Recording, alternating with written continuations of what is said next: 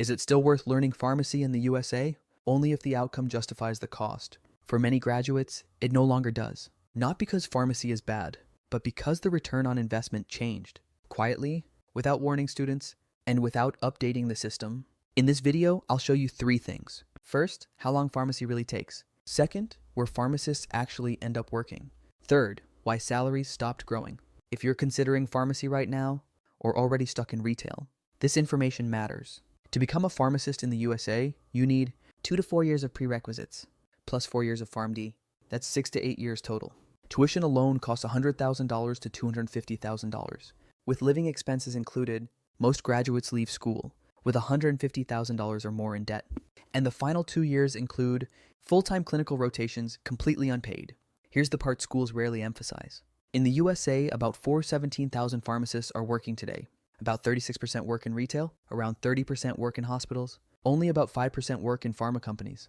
That's roughly 1 out of 20. So where is the other 29%?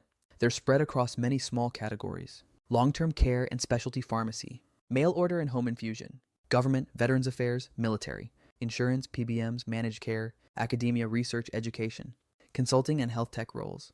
Most of these roles pay between $90,000 and $120,000, often with slower salary growth and limited long-term upside. These roles are stable, but they're small and fragmented. Openings are limited. Competition is high. Yes, pharmacists still earn good money on paper. Average salary is around $137,000. But this is where the math breaks. Wages rose about 1-2% per year. Inflation averaged 3 to 4%. So real income went down.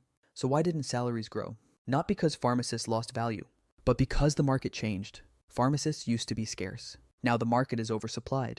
Too many graduates, too many schools, not enough new roles. Retail pharmacy margins collapsed. Reimbursement went down.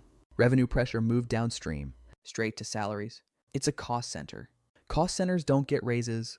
They get minimized. One license, one function, easy to replace. So leverage disappeared. 10 years of retail experience does not create 10 times the value.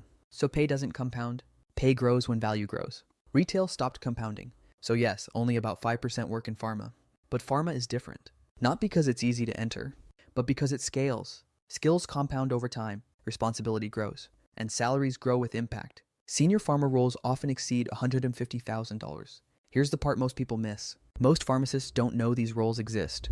They think pharma is one job, medical rep, or something impossible to enter. So they never explore it, they never research roles, they never map their skills, and they never apply. Not because they can't, but because they don't see the option. Pharma isn't crowded. The real barrier isn't competition. It's awareness. Universities don't explain this. Pharmacy schools don't prepare students for pharma. Education focuses on clinical care. Dispensing, counseling, safety. Pharma works very differently. It's many different functions. Quality, regulatory, pharmacovigilance, medical, operations, market access, business and strategy roles. You don't just choose pharma. You choose a function. And that choice should match your personality. Some roles are analytical. Some are process-driven. Some are people-facing. Some are strategic. This is the biggest misunderstanding. People think, if I get the degree, the job will come. But pharmacy today is oversupplied. Companies don't hire degrees, they hire functions. Retail is a function with shrinking demand.